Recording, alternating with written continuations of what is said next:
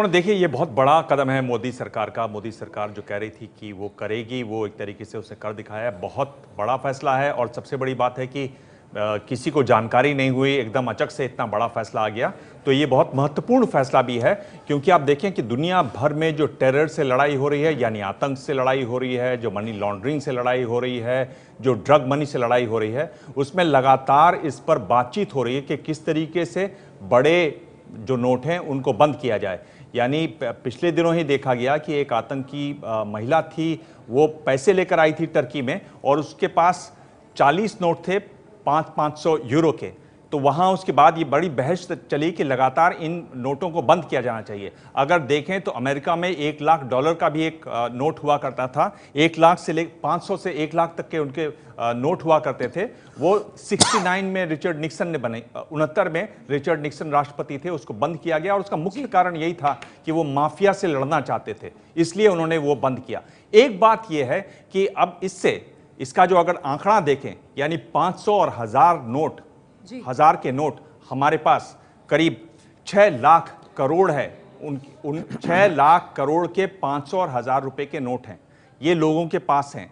किस तरीके से वो बदलेंगे, हम कुछ लोगों को सुन रहे थे, उनको सुविधा वाली बात कर रहे थे, क्या वो सुविधा कम से कम होगी, उसकी एक विस्तार से व्यवस्था जरूर की गई है, लेकिन वो जब लागू होगा तो उनको कितनी मुश्किल होगी, वो एक देखने की बात होगी। एक ये भी देखना होगा कि लोग जिस तरह की एटीएम पे भीड़ लगी हुई है, लोग जरूरत नहीं है फिर भी नोट निकाल रहे हैं, मेरे ख्याल से उससे बचने की जरूरत है। बहुत बड़ा फैसला है सरकार का, और जिस तरीके से ये फैसला है उसी तरीके से इसको लिया जाना चाहिए। और ऐसा नहीं है कि नोट, हम बार बार एबीपी न्यूज के माध्यम से भी लोगों को ये कह रहे हैं कि पैनिक करने की जरूरत नहीं है।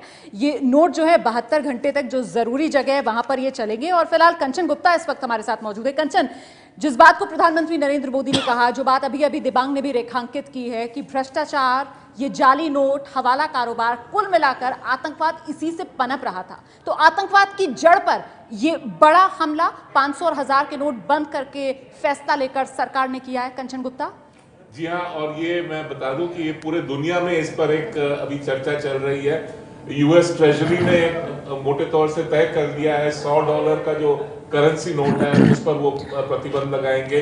यूरोपियन सेंट्रल बैंक ने तय किया है कि 500 यूरो का जो नोट है उस पर भी वो लोग उसको डीमोनेटाइज करेंगे। अभी जो दिबांग ने बताया कि टर्की में एक टेररिस्ट को रोका गया जिसके पास 500 यूरो के नोट्स थे। ये जो बड़े डिनोमिनेशन के नोट्स हैं ये ट्रांसफर करना इजी होता है, और केवल टेररिज्म नहीं, कोई भी ऑर्गेनाइज्ड क्राइम अगर हो, वो ड्रग्स के संबंधित हो या ह्यूमन ट्रैफिकिंग के लिए हो।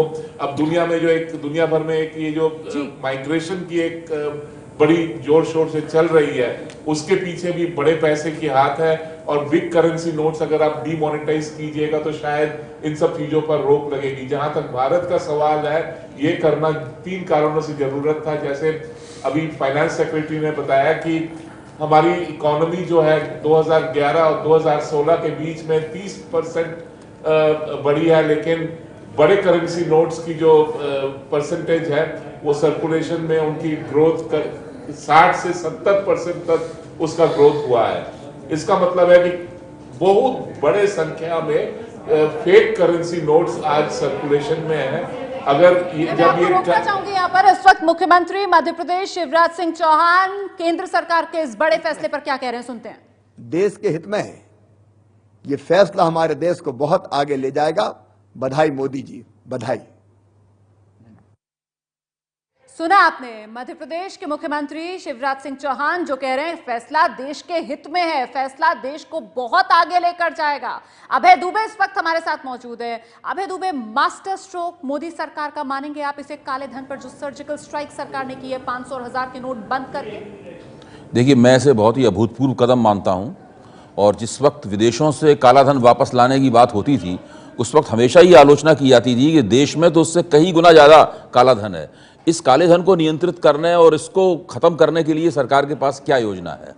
मुझे लगता है कि इस कदम के जरिए जो देश के अंदर काला धन है उसके ऊपर बड़ा ही मरणांतक प्रहार किया गया है, और इसके भारतीय अर्थव्यवस्था के लिए बहुत ही अल्पकालीन और दूरगामी किस्म के परिणाम निकलेंगे। वो परिणाम क्या होंगे उनके बारे में अभी हम लोग अंदाज़ा नहीं लगा सकते, लेकिन मैं समझता हूँ जो भी परिणाम होंगे वो बेहतर परिणाम होंगे।